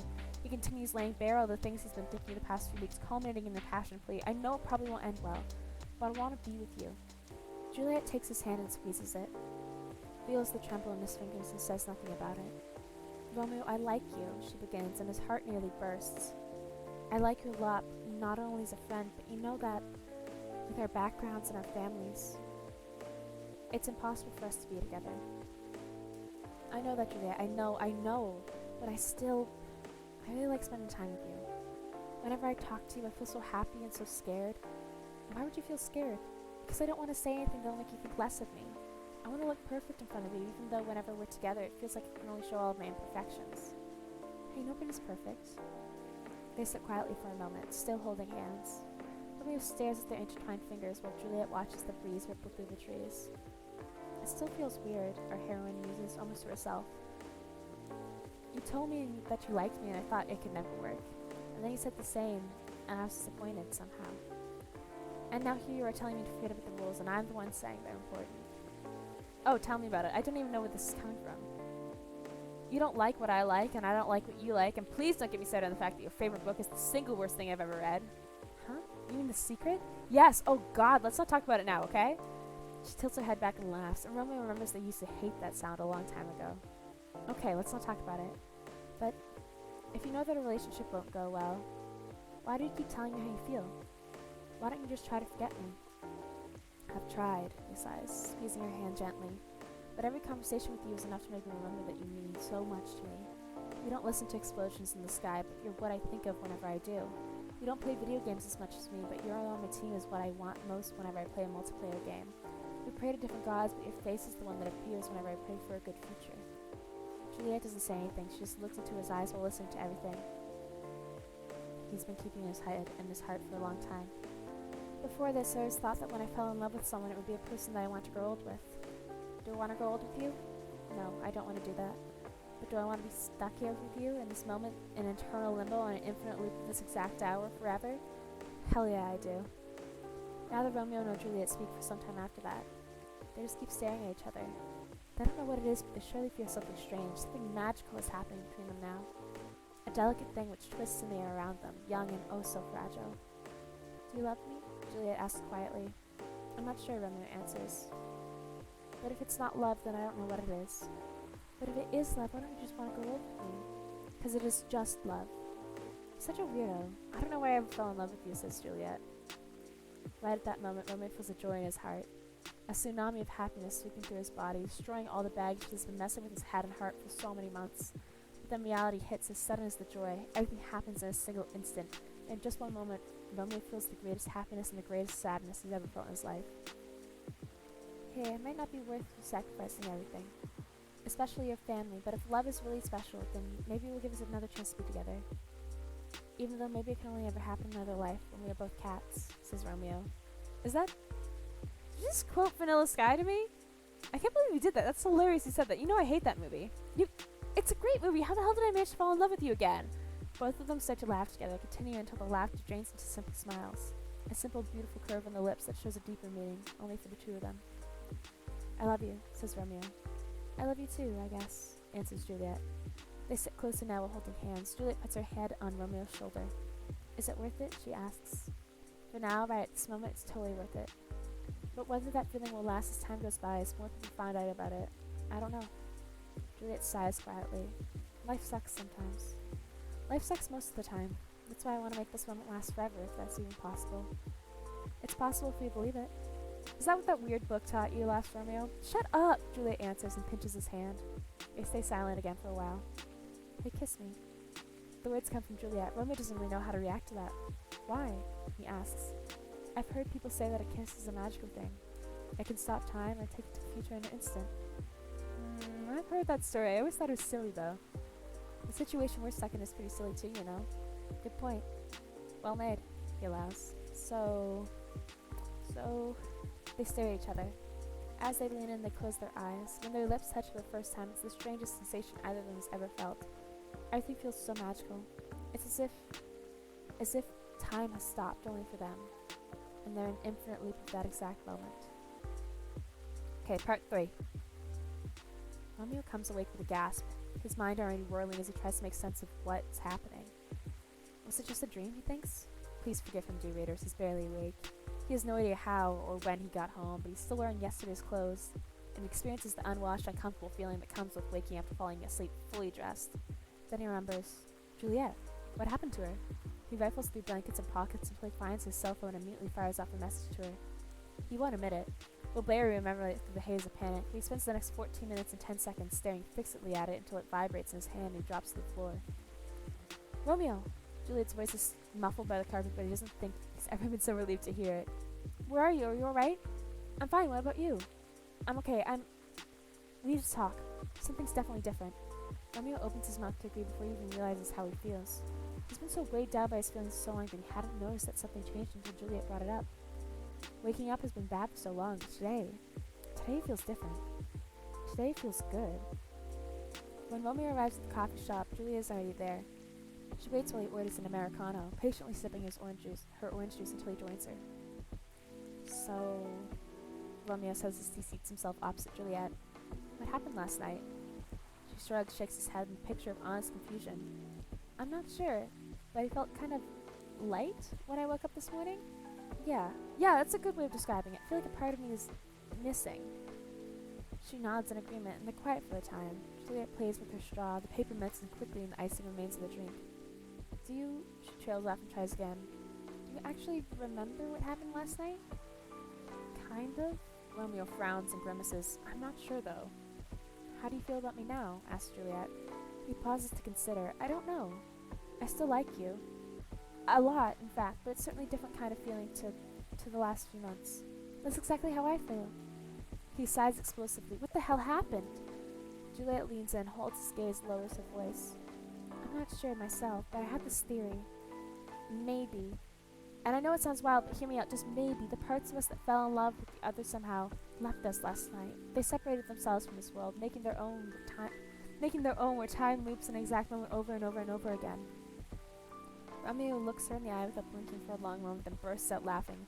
You're a complete madwoman, you know that? That's just like, you're not even the one who likes sci-fi and fantasy. Oh, shut it, boyo, she huffs at him and crosses her arms as he leans back. No, seriously, he waves a hand at her. The fact that theory came out of your mouth is crazier than the theory itself. Her lip twitches and then she's laughing with him. And for a glorious moment, the air is filled with pure and uncomplicated good humor. When the laughter winds down, they each find that they can't stop running at each other, and it's beautiful. And just like it used to be. A thought occurs to Romeo, and he opens his mouth, and Juliet immediately points a finger at him. Shut up. He closes his mouth but keeps grinning, hands held up in surrender. You can't say it isn't possible, though, she defends herself with a wry shrug. Romeo tilts his head. Nothing is impossible. So, what now? What now what? I mean, what happens to us now? He looks around and shrugs. We just live normally, I guess. It's been months, if not eons, since I could talk to you normally like this, and honestly, it feels awesome. She laughs, and it's so much easier than it has been in a long time. Yeah, I know. She smiles at him. So we're good then? We're better than good, I guess, answers Romeo. Good point. Well made. After that, laugh goes on for Romeo and Juliet. They're still good friends. They both found their loves, the one who shared their interests, that doesn't force them to sacrifice too many things in life, yet still makes them feel like the happiest person on earth. They grow old together, as good friends, not as lovers. And what about the Romeo and Juliet who burn with love for each other? Readers, I'll tell you, that couple is still sitting on their bench in a park on that clear and perfect night, and they'll stay there until the end of time. They've created their own world, without other people meddling, judging, forcing compromises. For the rest of eternity, they'll have each other in their pure, young, naive love. And nothing will ever change that. Some people say that on a clear night with the promise of dawn rain, when the Milky Way flows across the sky and the full moon hangs low, you can see a young couple sitting on a park bench. But only out of the corner of your eye, and only if you got room for romance in your soul. Is it true, you ask me? Does it matter, I reply. Surely it doesn't matter to anyone else on Earth. And it certainly doesn't matter to them. Welcome. Hey, Bob. Good evening, everyone. Everyone safe and sound tonight? So far, so good, officer. With the cop who's supposed to be watching this area hanging out in a coffee shop? I'm not so sure about that. Hey, I'm working right now. I just love multitasking, you know? Don't require skill. Taking a break and working at the same time, you mean? You know it. That's an oxymoron. That's why I said it requires skill. Anyway, Dot. I only need an espresso to keep me awake tonight. Boop, boop, boop. I know how to make an espresso. Look at me go. So beautiful. Oh, my hands are back to my own again. Not Neil's anymore. An energetic espresso to keep our officer upright on patrol. You and your sense of humor. Your espressos are always out of this world. Definitely better than mine and my wife's. It's not a competition, officer. It is for her. Thought if she could make a better one, I'd stop coming to this place so often. That's not happening anytime soon. So, anything special today? Surprisingly, no. Gotta make sure this place is safe, though. What are you grinning about? I mean it. You were here the last 2 days, right? Yes, I was. And some crazy things happened here. And 2 days in a row. As if the gods are trying to give me first-hand experience. To use in my story. Still fretting over your story, eh? Well, the deadline for my draft is getting nearer. Oh yeah. How's it going? Quantity-wise, it's shaping up pretty well. Quality-wise, honestly, I'm pretty confident. Best of luck, then. Do you have any updates? About the last 2 days of chaos? For the werewolf case? I spoke to Gala about it. What? Are you gonna arrest him? Some officers of the precinct were talking about it. But in the end, we agreed not to do it. Thank God. Because it really helped a lot that night. We asked the folks in the hospital, and some other people in the area. Without him, we've had a lot more problems. He helped a lot get most of the werewolves safe in the hospital. Too bad he couldn't lock himself up in time. Thankfully, he didn't hurt anyone. So those who'd rather detain him can't do anything anyway. Phew. I'd be pretty mad at you if they did arrest him. Hey, be mad at me wouldn't solve anything. I know. What about Rachel's dad? Any idea what happened? I'm not too sure myself. Most of it didn't happen around here. What? Yeah, it seems like it happened out near Coachella. That's a long way away. I mean, it's not actually that far, but he wouldn't be able to walk it. Not in that state. So far, that's all I know. He went to the party. He went to Lester's party. Rachel!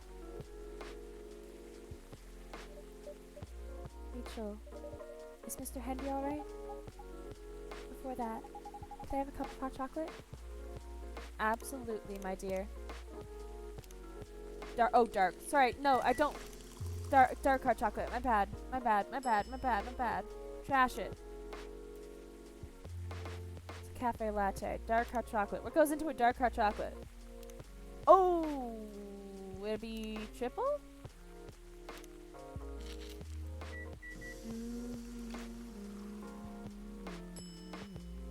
Dark hot chocolate. There we go. Your chocolate's ready.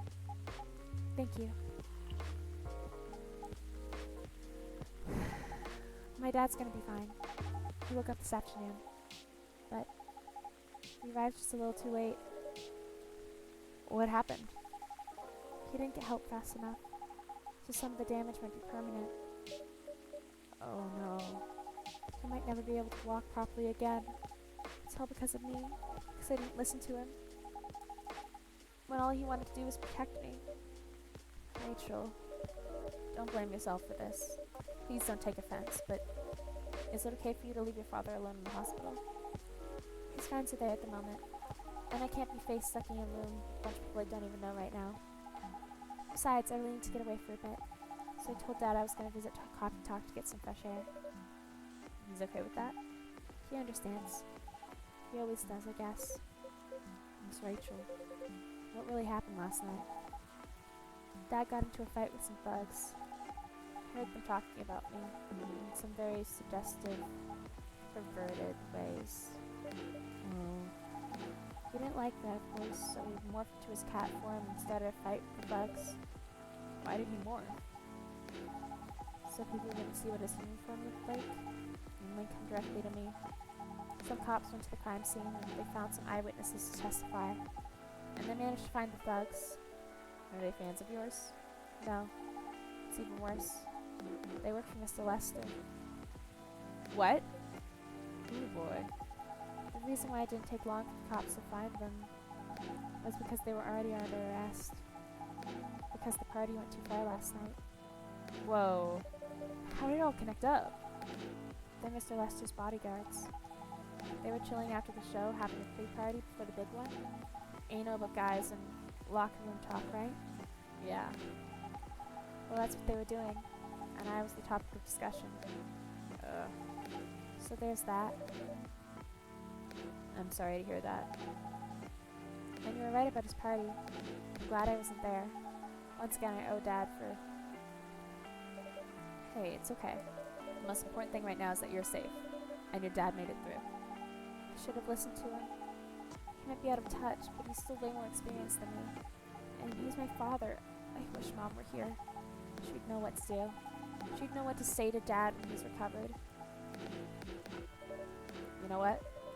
I'm sure you'll know what to do. You're an adult, remember? But I don't know. All I know is I have to be there for him when... That's it. That's all you have to do. It might be weird to hear about something coming from Freya, but she is right. Be there when he needs you, Rachel. And whenever you need a breath of fresh air, you can come here and relax for a while. Guys, thank you. I've had enough fresh air for one day. I'll go back to the hospital now. Thank you for the update, Miss Rachel. I wish your father a speedy recovery.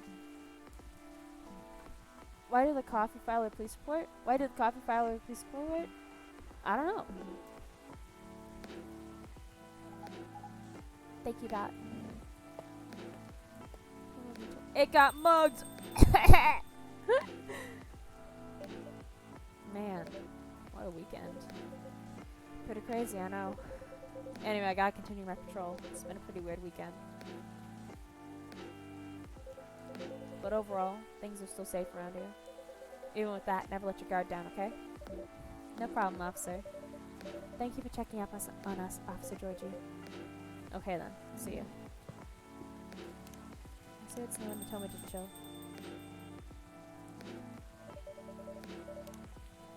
Henry. Trying to be a better father while running a record store. What he's doing with his life. Are you gonna leave as well, Freya? I don't think so. I've had enough rest, and I have stories to write. You're not tired? Definitely not. In fact, I think I can get it done today. Alright. I won't bother you then. Oh, you're never a bother. Besides, this whole book project would never have existed without this place. And you. So, thank you. The pleasure was mine. Now, I'm sure you shouldn't spend any more time on chit-chat. Got a book to finish. No problem, boss.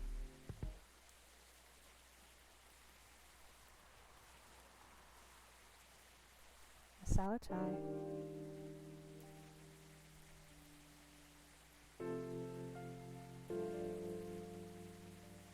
2 weeks later, the epilogue.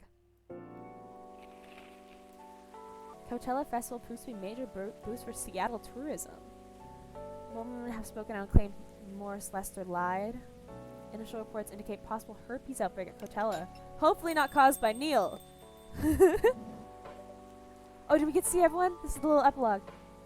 Hello! You're finally here. Hey, y'all. Hey, yo. Hey, Freya. Huh, someone's feeling happy today. Of course. Did they? They approved it! We're so happy for you. Congrats! Oh my. Do you know how happy I am? Judging from your expression, I'd say somewhere between ecstatically and rapturously. You're goddamn right! Oh my god, oh my god! How did they react to the draft? To be honest, they're not that excited about the story itself.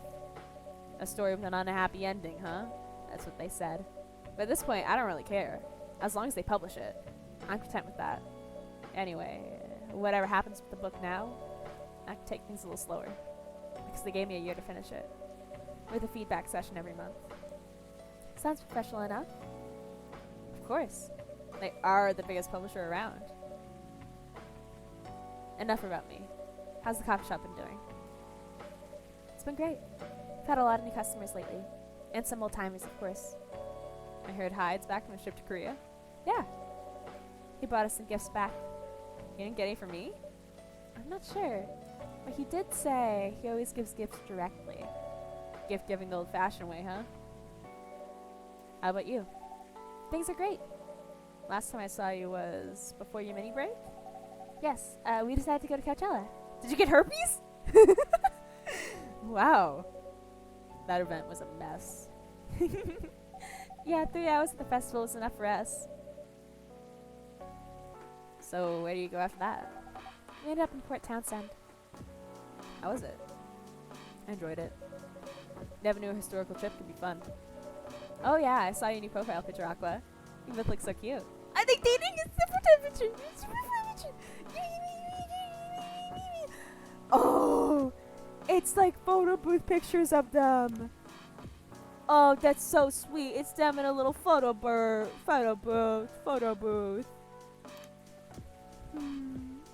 You both look so cute. Oh man. Thanks. Was that taken during your vacation? No, it was at MAX. They had a Japanese style photo booth there, so I forced her to take a picture together. You at MAX too, Myrtle? Yeah. I helped her out a bit with the booth. Thank you. You don't have to keep thanking me. By the way, have any of you heard from Neil? No. Not me. They did send 2 postcards to the coffee shop. Really? Yeah. One's from Coachella. That's not even that far away. Why send a postcard? Hard to tell with them. What about the second one? It's from New York. What? What are they doing in New York? Beats me. Working on the mission, maybe? Yeah, probably. They'd stand more of a chance there. People are more adventurous there than Seattle. Anyways, guys, we're leaving for the night. Oh, come on. So soon? We were here for hours before you arrived, and we need to work tomorrow. Fair enough. Take care anyway, okay? Good luck with the novel. Thanks. See you, Dot. See you around. I can see there's someone in the corner. I need to know who it is. They look happier than when I first met them. They do. It's not easy to find someone you can be comfortable with in such a short amount of time. Yeah. Anyway. Oh, it's Bailey's. Sorry if it seems like I'm ignoring you, Bailey's. No worries. I don't feel ignored at all. Are you by yourself tonight? No, I'm waiting for Lua. She has some work to do. This late at night? Yeah. She's been doing overtime for the past few days. How are the two of you doing? Things have been great. In fact, after 10 years together, we're finally moving in together next month. Wow, congrats! But I thought Lua lived with her flatmate. We're moving to a new place. She got promoted recently, and her company's providing her with an apartment. Wow, she must be a really big deal in her office. Well, she definitely earns more than me. That's not saying much, Bailey's. You shouldn't say that to a fellow freelancer. Oh, here she comes. Bailey's, I'm so sorry. I didn't expect it to take so long. I thought it would be done by... Honey, it's alright. Freya and Dot have been keeping me company anyway. Oh, hey Freya. And Dot. Sorry for barging in without saying hi. How's it going? I would say things are great. But not as great as you two lovebirds. You told her already? Only about the moving in part. As you've heard, we're gonna move in together next month. Where is it? Not far. I mean... Boop. Sorry. Checking my work chat. I mean, the company provided the place, so they want to cut my commuting costs as much as possible. That's thoughtful of them. It means they don't need to reimburse my taxi fees when I'm working overtime. Oh, yeah, that too. It also means we get to visit this place more often. That's a good point. We owe this coffee shop a lot anyways. Don't mention it. I have a question for both of you. Go on.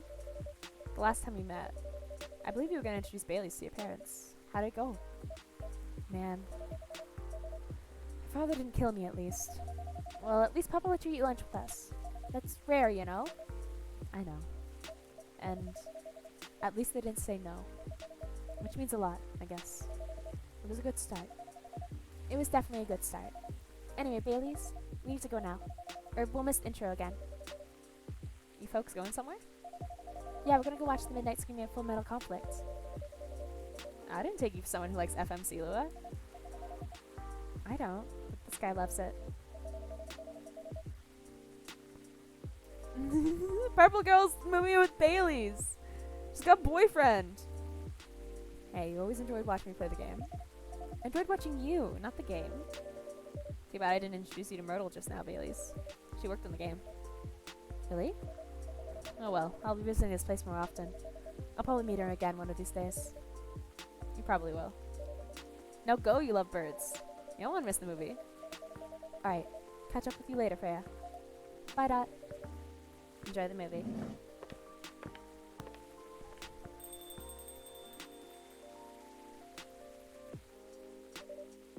There they go. I'm so happy for them. They've still got a long way to go, and probably a lot of obstacles in their path. But they're moving forward. Yes. How will you write their story? As it is. It's beautiful enough. And it has enough drama. That's one way to put it. Anyway. What's that look for? Haven't told me about any of our other friends here. How are they doing? You always keep coming for 10 days. What do you expect? Come on, they played an important part in my writing process, remember? Well, there are some updates about the regulars. Tell me! Where should we start? Do I get to see little pictures? Oh, it's an epilogue! I love these! Lua visits this place more often now that they live nearby. The last time they came, they were talking about catering and venues. They're getting married! Hyde returned from his trip to Korea and brought gifts. He's only staying for a while before returning to LA. Aqua continues her work with the university. She's still working on small indie games. The difference is she's not alone now. Did Myrtle quit her job to work with Aqua? This Neil. Neil... the only news about them are the 2 postcards they sent me. Rachel's back at the recording studio, preparing for her first solo album. She lost her manager, but is now working with another manager and label. And finally, Freya. She finished her book, get published, and has some signing sessions. Sadly, the book didn't sell well. She still visits regularly and now is working as a freelance writer. I missed some of that. Coffee Talk, game by Togi Productions. Among Us, Neil. Yeah, this game was made in 2020. There was definitely an Among Us reference. Oh, are we not done?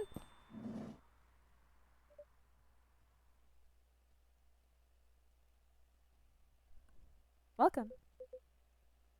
Hello, Dot. Good evening, sir. Have we met before? It looks like Gala. But maybe a vampire version of him? I'm sure this is your first time here. Of course I've been here. In fact, I've worked here before. What? Wait. Oh, it's Neil? No way. Is that really you? It's been a while. You've changed. A bit too much. I've learned a lot about how to live with your people since then. I assume it was a success then. Multiple successes. What's with the new look then? Just trying to blend in. Seems like an Earthling immigration agency is after me. Now that you mention it, somebody did visit this place looking for you. When was it? Not so long after your second visit here. Was he a bald guy in a suit? Yes. That F-I-R-E agent? You've seen him? Yes. Thankfully, I've changed my appearance since then. By the way, you can drop the act in front of me. So you finally noticed. To think that such power can be born from our kind. You're good with our act, though. It took a few tries, but there are some timelines where I forget to pretend that I don't have some knowledge of certain stuff. Interesting. Now I'm curious to know about those mistakes. Well, it happened a few times. First, when Freya told me about her meeting in the elevator. Then it was the first time Rachel visited this place. And the last one involved you on your second visit. Huh? Oh, and there was another one right after Freya got her draft approved. Can you show it to me? Assuming you know how I communicate with my kind. Never tried it, but let's see. You've beaten the main story of the game, but you haven't seen everything yet.